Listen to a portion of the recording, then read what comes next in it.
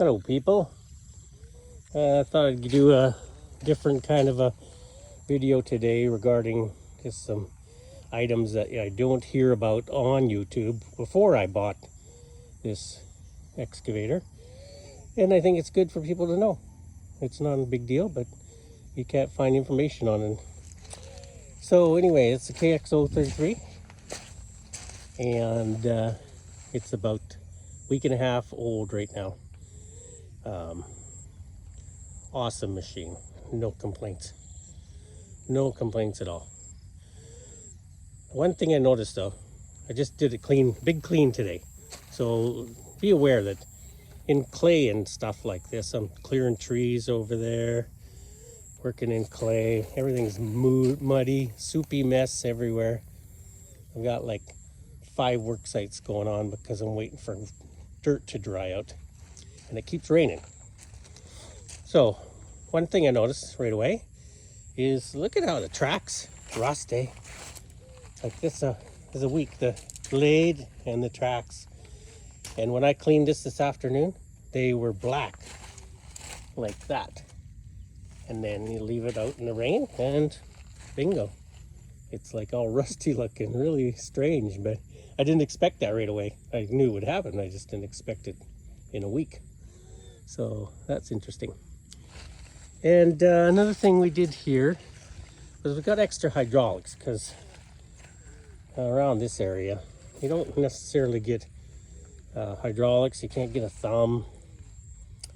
So I did arrange to get a hydraulic coupler from Japan. So this is the Okada OHQ-35 and it works just like, you know, everyone's used to. Pin grabber style with a piston in there. So I got this standard digging bucket, but then I arranged to get that on extra. So that was like a couple of $1,000. It's got a hook on it, which is really quite flimsy. It's not exactly good for much, and I told them that. I don't think it's even worth putting on that unit next time when they do a production run. And this bucket has a way beefier chain hook on it, so I'd be using that only anyway. So I got they did a really nice job with the hydraulics. Everything painted up, steel lines all tucked in very nicely. Very nicely. I have no complaints about that. And I still have my set for an auger or a tilting bucket or a grabber bucket. I'm looking at getting a grabber bucket. I think that's called Yang 2. They got really nice grabber buckets. And I got a complaint about on Kubota you only get one cylinder guard, and the other 2 don't have guards on them. So that top one, not a big deal. But here I see already, I rubbed something, so it would have been nice to have a guard on this cylinder as well. So that's kind of an improvement they could make. Now the maintenance on this is surprisingly easy. Nobody really talks about it that much. But anyway, there's 1, 2, 3 grease zerks here for the turntable. That only has to be done every 50 hours you run time. And then there's 16 other grease zerks to worry about. 1, 2, 3. Where's that 4th one? Don't you know it? Oh, here, 4, right there. 1, 2, 3, 4, 5, 6, 7, 8, 9, 10, 11, 12, 13, 14,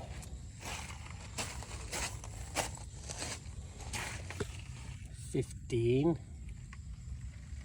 16, 17, and 18. 18 grease zerks. Oh, there's one more that's not on standard. That's on the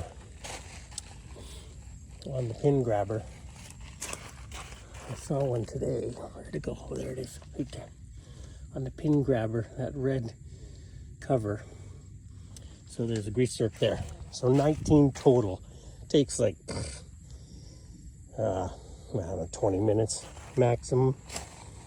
So I did buy a electric, online about an electric grease gun with a light on it and stuff, and I tell you, that's just amazing.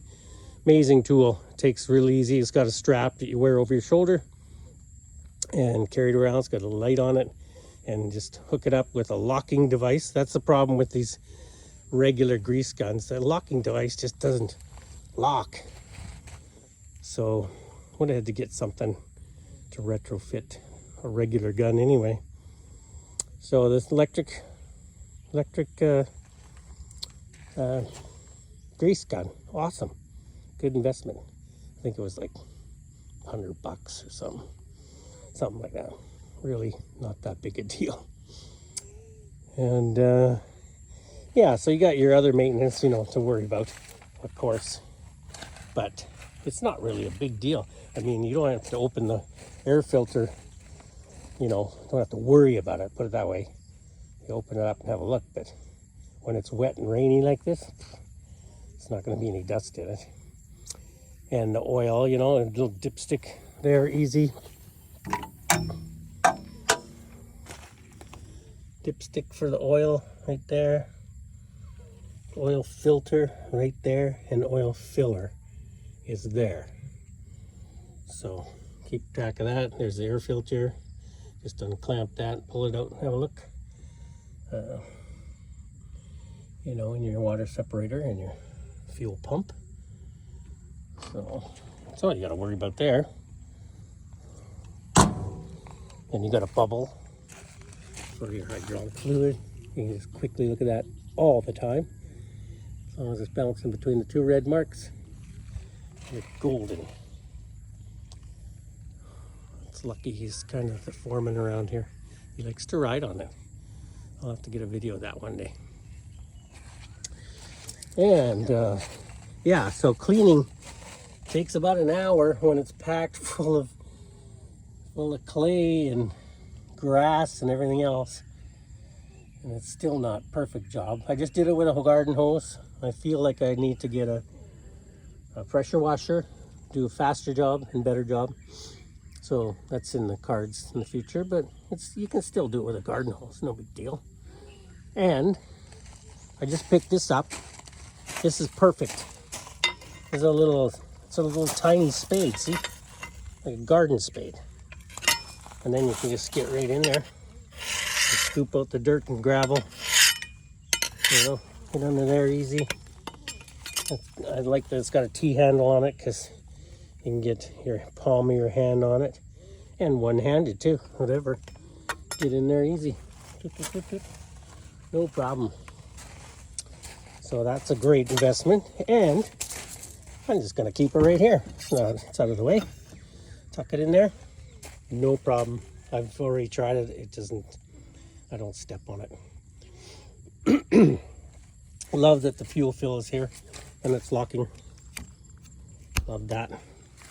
So I just use a 20 liter, and then I got a fluid transfer pump, and I just a battery chargeable one, same, just carried around.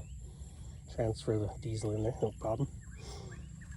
Got a grease gun cubby hole, but I haven't really used it because I don't know, it's kind of open in there, so I think it would get pretty dirty. Jury's out on that one still. Maybe I'll put that little toolbox that comes with it in there. Maybe that's what it's for. Then you got a standard operation and a little black and white on this version. It's a black and white LED screen.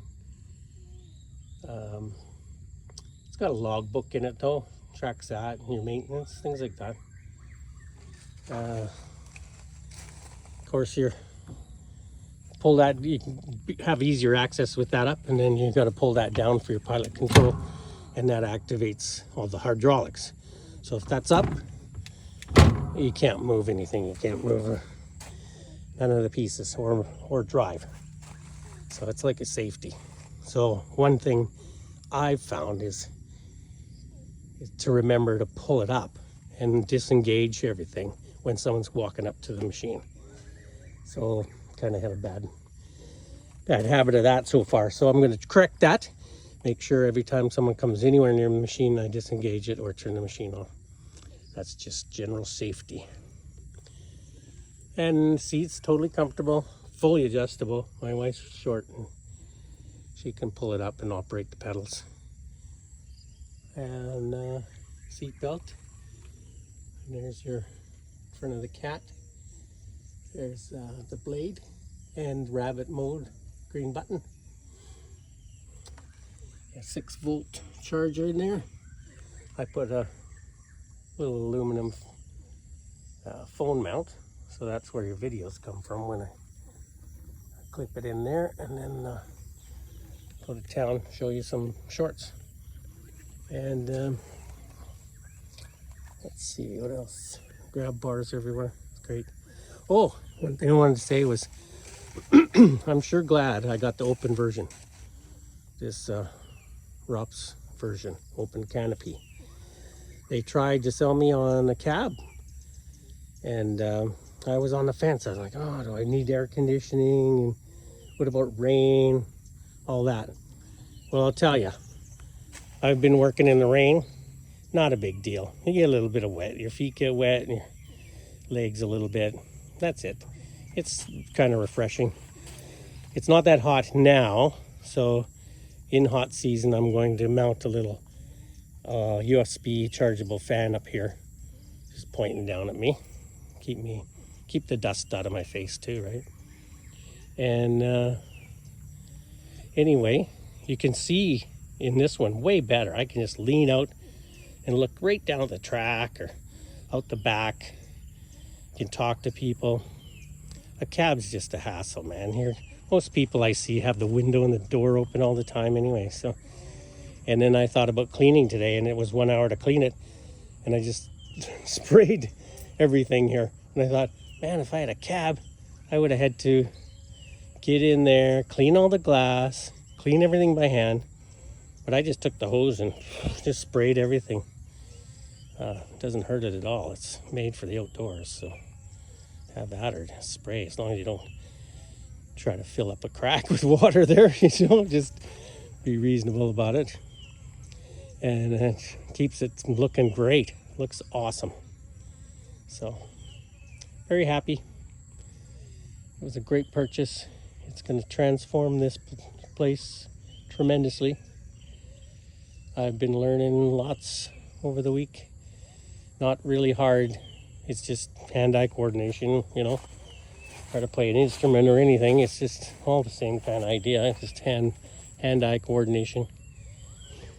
And it's really purrs like a kitten. Like my diesel truck is way louder than this. Is just like a nice little low hum. Most of the time I run it on 50%. It's plenty for light work.